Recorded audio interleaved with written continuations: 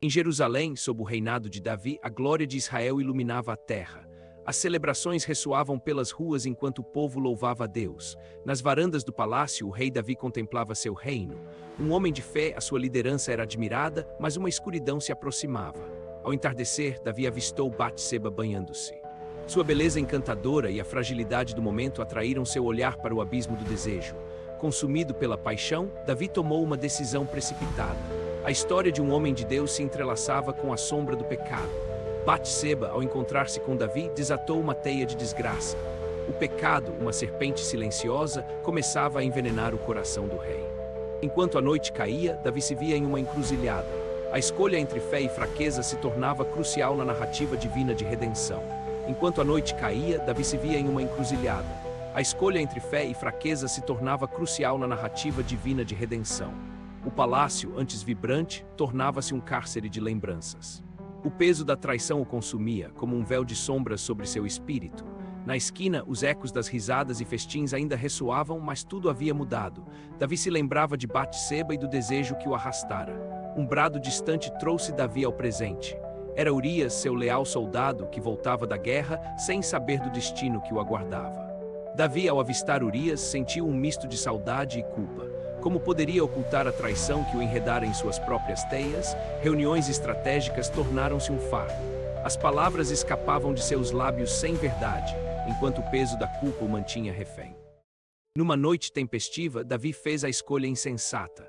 Um convite a Urias com um sutil plano para encobrir sua falta. O pedido de Davi era claro: volte para sua casa. Ele sabia que a fragilidade da tentação rondava, mas não podia deter seu destino. Urias, honrado, recusou-se a ir para casa. Sua lealdade era maior que seu conforto. Davi observou a preocupação crescendo em seu peito. Davi, agora em desespero, enviou Urias de volta à batalha, trazendo a morte como um desfecho sombrio para sua escolha impensada. A tragédia se consumou. O mensageiro trouxe a notícia da queda de Urias, e com isso, o último fio de dignidade de Davi se desfez. A solidão agora era insuportável, mas Davi apenas se acomodou no desespero. No fundo, ele sabia que a verdadeira luta estava apenas começando. A solidão agora era insuportável, mas Davi apenas se acomodou no desespero. No fundo, ele sabia que a verdadeira luta estava apenas começando. O palácio era opressivamente silencioso e Davi sentia cada eco de sua consciência. Como poderia redimir-se da gravidade de sua falta? Enquanto olhava pela janela, avistou as colinas de Jerusalém. Uma brisa suave trouxe a lembrança de momentos mais puros de sua juventude. Natã, o profeta, foi chamado ao palácio. Conhecedor dos pecados de Davi, ele trazia a voz de Deus, uma mensagem que não poderia ser ignorada. Davi sentiu um frio na espinha. A presença de Natã, imponente e intensa, trazia consigo a certeza de que o tempo de fuga acabara. Natã, com a sabedoria dos profetas, começou a contar uma parábola sobre um rico que tomou o único cordeiro de um pobre. A história tocou Davi profundamente. O rei, furioso com a injustiça da parábola, exclamou que o homem merecia morte. Então Natã olhou nos olhos de Davi e declarou: Tu és esse homem. Uma pesada verdade pesava sobre o rei. A revelação atingiu Davi como um golpe. O peso de seus pecados invadiu seu coração, tornando-se inalcançável a fuga. Davi se lembrou de Batseba, do marido Urias e de todo o desespero que causara. A dor da culpa crescia como uma tempestade. Ele caiu de joelhos, as lágrimas escorrendo por seu rosto.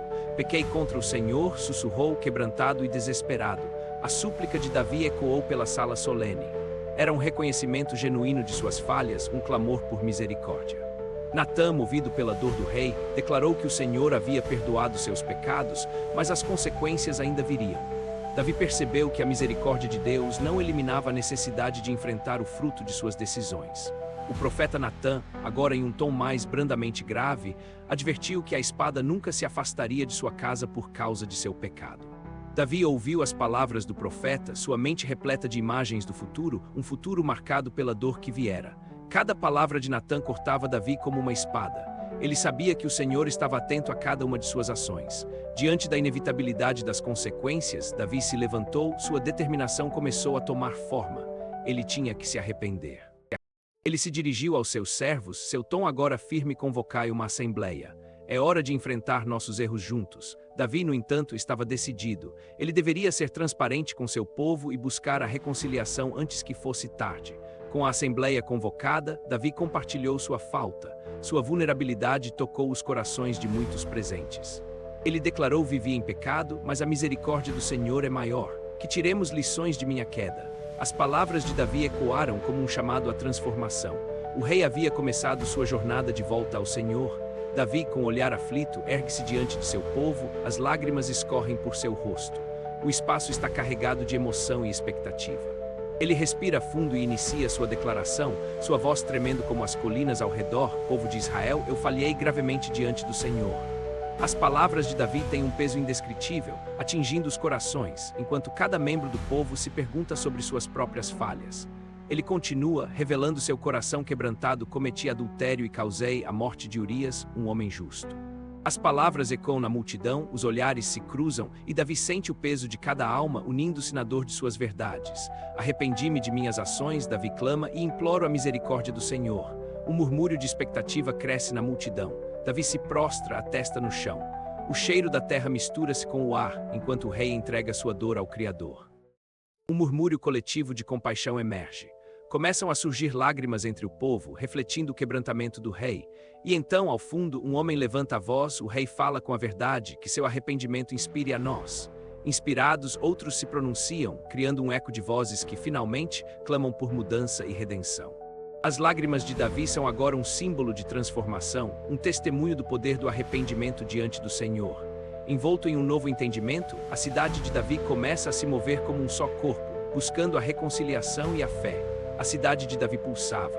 O eco das palavras do rei ressoava entre o povo, infundindo esperança nas almas cansadas.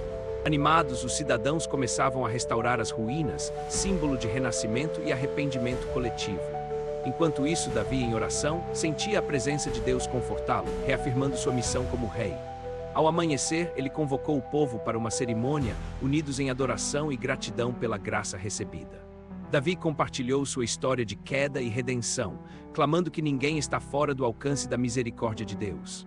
Assim, com corações renovados, o povo se comprometeu a honrar ao Senhor, construindo um legado de fé e esperança.